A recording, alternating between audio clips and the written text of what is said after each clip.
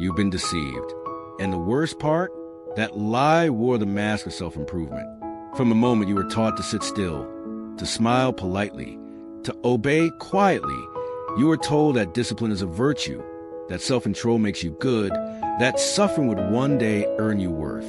But what if I told you discipline was never about becoming good? It was about becoming useful to the system, to those who fear your unpredictability, to those who benefit from your obedience. And somewhere along the way, you believed that being exhausted was noble, silence was maturity, self-denial was the path to greatness. But here's the truth. Discipline is not about 5 a.m. alarms, ice baths, or vision boards full of empty affirmations. Discipline is blood. It is war. It is the daily assassination of your weaker self. And every time you hesitate, every time you choose comfort, that softness grows teeth. And one day, it will devour you. Machiavelli never romanticized discipline. He watched rulers lose empires, not because they lacked armies, but because they lacked control over their lust, their fear, their vanity. He understood power is not taken from you. It is surrendered the very moment you let comfort win. So if you're tired of waking up in a life that doesn't feel like yours, stay. Because what you're about to learn is not motivational. It's surgical. And if you let it cut deep enough, it will rebuild you from the ashes. Part 1. The collapse. When the inner fortress falls first. Look around you. People walk with straight spines but hollow eyes. They smile. They nod. They play their roles like trained actors on a dying stage. But if you stripped away the masks, what you'd find isn't laziness. It's collapse. Not of the body, but of the will. Because here's the truth. No one dares say it, but most people don't fall when life gets hard. They fall long before that. They fall in the quiet, in the small decisions, in the moments no one sees. Not standing up when the alarm rings, not saying no when they should, not choosing growth over comfort. These are not accidents. They are fractures in the fortress. Machiavelli understood. A nation doesn't crumble because of one enemy. It crumbles because its defenses were already rotting from within. The same is true for you. Your discipline is not tested in crisis. It is revealed. And most fail the test before the battle even begins. Think of yourself as a city. Your habits are the walls. Your routines are the gates. Your self-talk is the guards. Now ask yourself, what have you let in? What whispers have you allowed to move freely inside your head? What comforts have you invited and that now refuse to leave? Every time you let procrastination stay, every time you forgive yourself for failing without consequence, you are tearing bricks from your own walls. And when the world finally attacks, you will have no defense. This is how most men lose their battles. Not with a scream, but with a sigh. Not in public, but in private, behind closed doors, when no one is watching. And their inner fortress collapses under the weight of unchecked softness. Let's be clear. The real enemy is not out there. Not your boss. Not your past. Not even the system. The enemy is inside. It's a version of you that bargains for comfort, justifies excuses, convincing you to delay the mission until tomorrow. And Machiavelli warned us. A prince who cannot govern himself will never govern others. And worse, he will invite chaos into his kingdom to the front gate, smiling, thinking he's still in control. If you don't build your own order, disorder will take root, and it doesn't need your permission, only your absence. This is why you feel stuck, not because the world is unfair, but because you surrendered your post. You left the walls unattended. You forgot you were at war, and the war never stopped. It just moved inside you. You see, every day you're not building discipline. You're decaying. You are not standing still. You are rotting. Quietly, invisibly, like a throne left empty. And power, like nature, abhors a vacuum. If you do not fill it, something else will. So this is the moment. You either acknowledge that you collapsed, or you keep pretending. But make no mistake, denial is not strength. It's surrender in disguise. The fall has already begun. Now, the only question left is this. Will you let it consume you, or will you rebuild? Part 2, the lie of motivation and the machinery of real discipline. Let's tear the bandage off. Motivation is not your friend. It is your leash. You've been taught to chase feelings, to wait for that spark, that moment of inspiration, that magical alignment of mood and energy that makes you feel ready. But Machiavelli would laugh at this, because waiting to feel ready is how peasants think. Discipline has nothing to do with how you feel. It doesn't ask if you're tired. It doesn't care if you're inspired. It doesn't negotiate with your emotions. It commands. And that's exactly why most people will never master it. Because they've been sold a lie. A pretty one, softly wrapped in hashtags and dopamine. They think discipline is a morning routine with candles and journaling. They think it's about creating good vibes. No, discipline is mechanical. It's brutal. It's a system that works in spite of you, not because of you.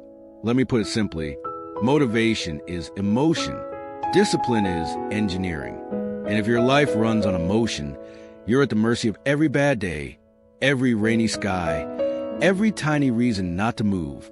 But if your life runs on system, then even when your soul is screaming, your feet keep moving. That's what Machiavelli saw in every powerful ruler. A man who could walk through fire, not because he wanted to, but because he trained himself to. The key is this. You must eliminate decision, because every choice is a battle. And the more decisions you leave open, the more chances your weaker self has to win. Ask any general. Hesitation loses wars. And your brain, left unchecked, will always choose the easier road. So you must remove the option. You don't choose to train today. You train because it's written in your code. You don't decide to eat clean. You eat clean because that's your identity. Discipline is not about pushing through once. It's about removing the need to push. It's about becoming unavailable for failure. Let's say it clearly. Real discipline doesn't start in your morning routine. It starts in your definition of yourself. Who you allow yourself to be when no one's watching. What you tolerate from yourself behind closed doors.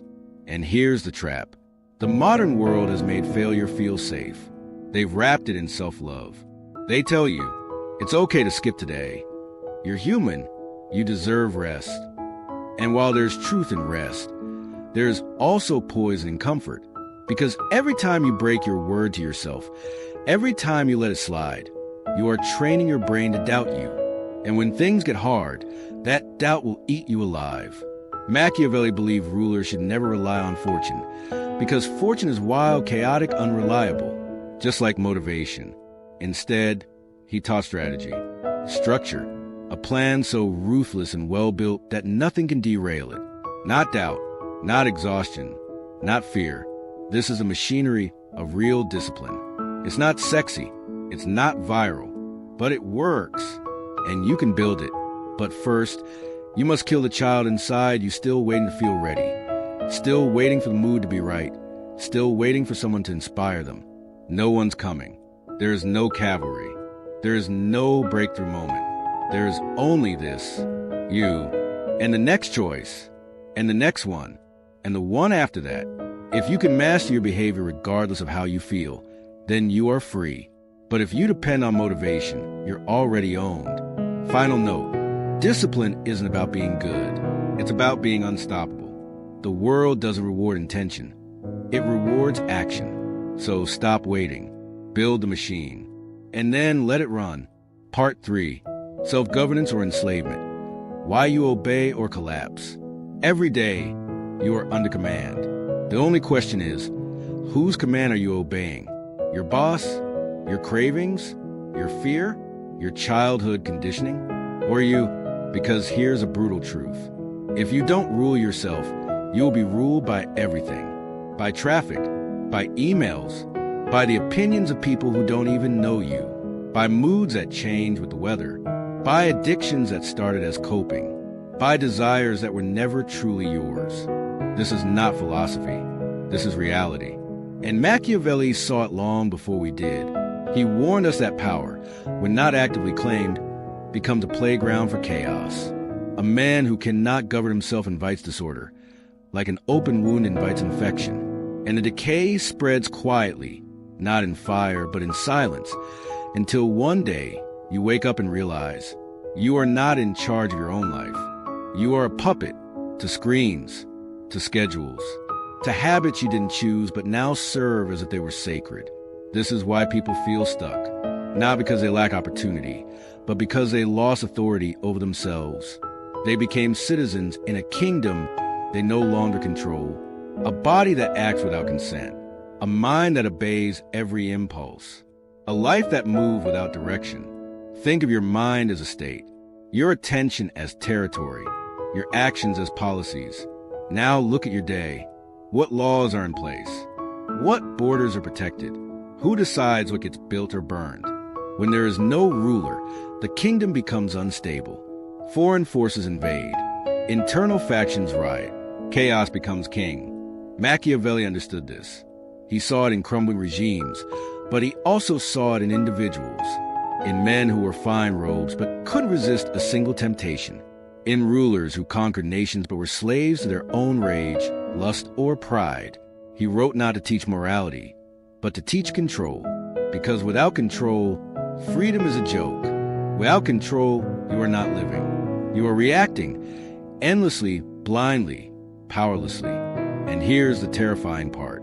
You can live your whole life like this, smiling, functioning, even succeeding on paper, and still be a slave, not to a tyrant, but to the undisciplined self you refuse to confront. This is not a call to perfection. This is a demand for sovereignty over your mind, your time, your energy. Because if you do not claim your mind like a king claims land, you will lose it like a soldier loses war. Not because you were weak, but because you were passive. And passivity is just delayed defeat. So now you face a choice. Do you build a system that serves your will? Or do you continue to be a servant to systems that use you? Do you rise each day with authority? Or do you keep hitting snooze on your own life? Because you don't get both. You govern or you obey. And if you don't choose, the world will choose for you. Part 4. The Fortress and Flood, how Machiavelli viewed chaos and control. Imagine this. A city surrounded by thick stone walls, strategically designed, ruthlessly maintained.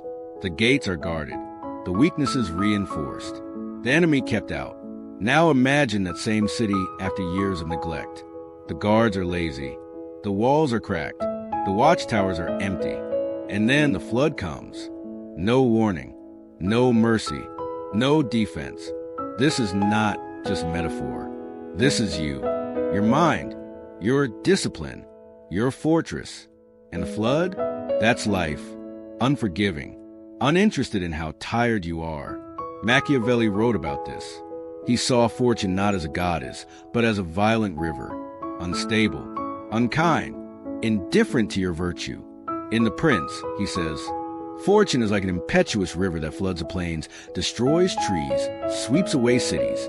But wise men build dikes, barriers, defenses before the storm comes. Because once the flood arrives, it's too late to prepare. This is the lesson. You don't build discipline when chaos knocks. You build it in calm. You build it in silence. You build it before the war begins. But today, most people wait. Wait for the pressure. Wait for the crisis.